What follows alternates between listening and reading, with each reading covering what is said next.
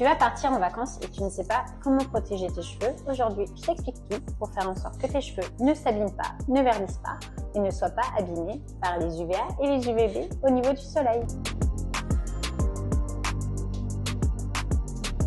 Déjà, première chose à savoir, quand tu vas aller à la piscine ou à la mer, il va falloir protéger ta chevelure. Cette huile protectrice aura la même action qu'une crème de protection que tu appliqueras en exposition quand tu seras ou bien à la piscine ou bien à la mer. Elle viendra faire en sorte de protéger ta chevelure contre tout ce qui est radicaux libres et surtout UVA, UVB et souvent le chlore de la piscine qui fait en sorte chez les blondes de verdir la chevelure. Après l'exposition de ta journée, il sera important d'utiliser un shampoing qui permettra d'enlever tout ce qui est chlore, sel de mer grâce à un shampoing adapté.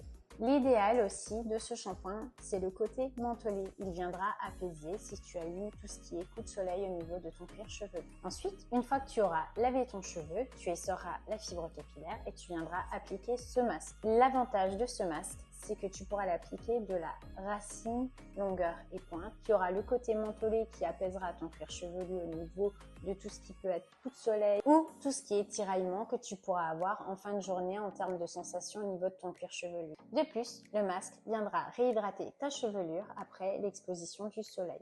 Petite astuce, tu pars en vacances et tu n'as pas une gamme de protection solaire, ne t'inquiète pas. Il faudra faire une chose qui est hyper importante, c'est avant toute baignade, que ce soit eau de la mer ou l'eau chlorée de la piscine, il sera important de mouiller ta chevelure à l'eau claire pour que ton cheveu se gorge et s'imprègne de cette eau claire et non de l'eau chlorée d'une piscine ou l'eau salée de la mer.